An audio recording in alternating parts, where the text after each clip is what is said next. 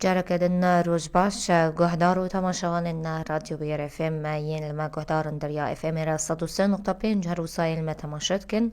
دریا رو پلامر ویر عربی و برینج بوه پر سگرگم بردام دکن خلق اخوا دبش اف دیتنیه گلاوا سبه و که هر چارشم دیار کریش خوا چیروکا کردن سرکفتی و کی مدا دیار کرن ددس بیکا پروگرام دجی کو آزاد عثمان جا خلکن عفرینه لگلمه لالمانی دمینه می چیروکاوی او بواجه اوی کوچبری و سرکفتی یان چیروکاوی سرکفتنی ناس بکن مهوره آزاد لگلمه روش باش جاره کدن آزاد روشباش شوارا و روشباش بکرن غير اسم گلکی سپاس اما جاركدن بين سر بفاجوية كوچبري قوناغن دسبك چاخا كون جولات درگتن حتى مگيشتن ألمانيا تقوش خوا و سالك يجي نخوشخانه كار كريم بحسابي كاري تبكن وك خوا بخش وك متطوع و چه كار يعني دو چه بشيد و كار كر نخوش شواره دا جبر اپر آلیکاریا نخوش بود نخوش و اپر اپر آلی لابورد آلی مخبر دا داره تحاليل شد كرن تحاليل نخوشة و از چوما خوشخانه جبو من خواست از تقنية طبية بخنم ليه نبو دورة من كهات هات معلوماتية جبر معلوماتية جمرة قلقي باشتر بو يعني اف زانینگه فرمی المانیا الکیجان باجاریه و چند سالن خوندناوی و دکیجان بشیده تایبت خوینه دواره معلوماتیه تا گرم پرسن أري زوانينجا فرمية نزيكي باجار هامبورغية ونبي زوانينجا هي اف ها بيدل فيرجيرا دبيجن از 4 سال لو داري متخصص كر و عليه هر تشتي متعلق بالكمبيوتر مبرمجة بشبكات أمن المعلومات وتشتي وصايا يعني خوندناوی 4 سالن تبداوی کریانها أري أبو حفتك مبدأوي كريه وأز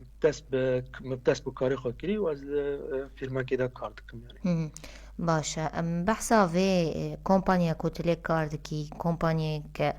لألمانيا او كومبانيا چیه بهتر گریدای چکاریه و چقا ستجی تدوی كومبانيا كارد کی أري أبو 4 سال من أز في كومباني ده كاردكم كومباني بخواهي ضرائب ويج شركات مازنرا وك أمازون ومايكروسوفت هي ألمانيا كاري خدتن أخيرا مثلا ضريبي تاكس وتشتري وسجلات يعني تجي وكارته بيقولت وظيفات چیه برسن امجي بشوي اي تي بشوي معلوماتي يعني لجامعة 3500 عامل هيا اف عامل دبيج لباون دبيج سوفتوير ابي ابليكاسيون هنا بروجرام هنا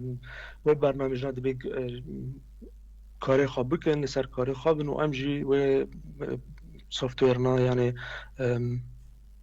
دبن جاب مدنه يعني اموان مراقبتك يعني تنهاد برخوندنا خورت افكار دابو دست فكرن اري خو يعني دسبيك خواندن داد جمره لازم بو يعني ازي براج دولت بستم يعني ازي خو بشغلم و ازي خو کار بكم ازي پري خو بستم رابو جمره باشتر بو از لفرمي کار بكم جبر دو خواندن را از دکارم دست بکاری خو بكم و حوجه نكي از پشتی خواندن را يعني لهيفيا كاركي بمينم باشا تبتني كردي دفي واردة يعني دفي بشيدة تخندنا خوريان دزانين جهدا جوانن كرد هبون اف بش بترى دخندن لزانينجا از دفي بشي يعني دفي بشي معلوماتية دا از بتاني بوم كاسي كرد نينا بولوي داري لي اقسام دن كرد هبون لوي زانينجا هي والألمانيا يعني قالك خورت وقالك كاتش دفي واردة كار يعني دخونن وكار دكنجي تكليا من بوارجي هاي و يعني يتوك هيدا دخونن سركفتين جي يعني از ناس كم وانجي أري تقول زي ماستر يجي بخوين شخوا دما تكليا بترى تتخصت ماستر جي تي بخوين أو البرنامج ماستر كنجي ونبدأ بخوين وخندنا ويتشاوي دريا كيرتي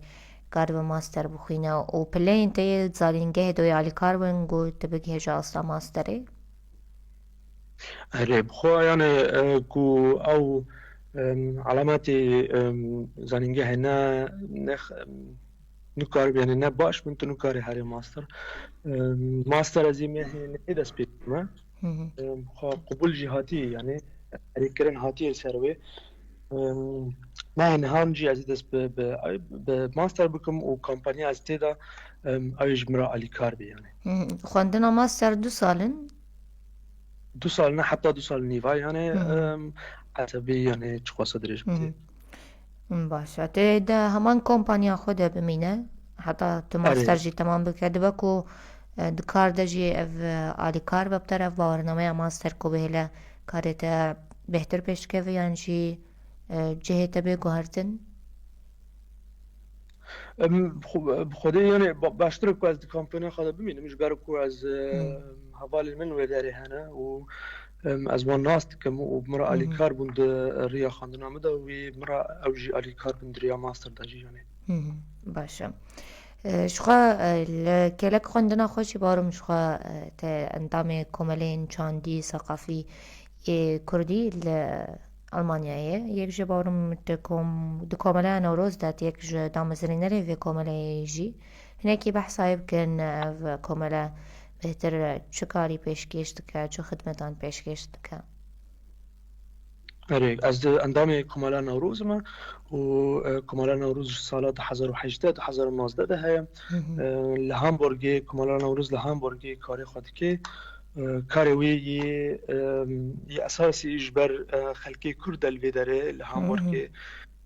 كو امبورا الي كاربن كو تشتك جوانا دبي مثلا تشتك جوانا لازم بدربي وورن بانا كمالا نوروز وكمالا نوروز الي كاري وان بي يعني بارم تجي كورس يعني جي پروردين فركرني اجبو برنسيب يعني جي تشتن سركي كريداي كمبيوتر جيت پیشکش دکن بحثا وان کورسان بکن کلی آماده دبا بهتر او کسین کردن یانجی بیانی هنه اره از بخوا وقت مقدی از بخوا اجی کمالا نوروز دادکم با من شاگرد مهنه شاگرد میجی هنه کی دسر 5 سالی رانا یه پر جوان سوریه نه یعنی خلکی سوریه نه كردن يعني كرد جهانا عرب جهانا ليه بر كردن يعني وام جوان را ام هنا كي دواري كمبيوتر دا دواري انترنت دا ام وان فير دكن چاوا بفي چاوا بفي تشتيرا بدم بسين چاوا بفي انترنت را بدم بسين جبر ام المانيا انا والمانيا جي برتشت لسر انترنت تشي دبي يعني حتى انا ابو 3 سال ازوي كاري دكم وحتى انا هرتشت يعني سركفتي وقالك خلق يعني ممنون شوي تشتي كمالا نوروز دبرجي زمان كردي و گووندك ماجي هاي الفيدري دواري بازداني دا اكتيفني يعني و تشتي يعني هنا باشا بارم شوات مجولي واري ورزيش جيدبا تنها بويا سروك تيما عفرين لهامبورغ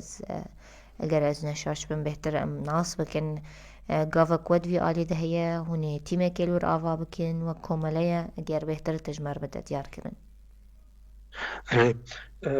بخوا از بو مخاندن خلاص کر و دوراجی حوالا گوت ام دخوازن تب سروک تیما عفرین بیل لهامبورغ تیما عفرین وری آوا کرن ام نها بیرانه ام کوملکی آوا بکن بنه عفرین ده او كومالاوي دورا ور خدمتي فوتبالي كرت تيمي فوتبالي وجبر كو خورتت كرت وكتت كرت جي الفيداري هنا كي بهافرا صدام كابي بهافرا بجيفن يعني چه علیه لیسکی دا چه علیه تماشای یعنی شخوار تماشا کن در بکن و ام هیوین کو ام سر کفتی بن یعنی ام بکم علی بريخن و ام بیتی می عفرین جی یعنی بسرخن ام د لیگا آلمانی دا ام بسر کبن یعنی مجي هيفي ما هو قاف انتي بيت السرشد خبتاج بودا ما بيت تبش رجعت بيك بينا جارة جدا من برس او نه قاف انتي بيانجي دما بيدا تشد فكرك وبك طيب تقري داي كارين كودك يعني مشاريع تيبي اره مشاريع من يعني بخوا نها جسبي كيف عمي قانونا خط تمام بكن عمي بردوام بكن و دوراجي يعني دواري چاندي دا واري جواكي دا عمي كاري خبر دوام بكن يعني باشه شیرتك تهب آزاد دریا بویر افهم رج بحمی جوان و کچن طایبه چی کل اروپایی دمینن ینکنو دست بید کن دریا وی ازمونه خوی کو 11 سالش خود ألمانيا يدمينه دي چكار بپیشکش بگه از دخوازك من و هيديك من هاي بيچو خورتت کرد کو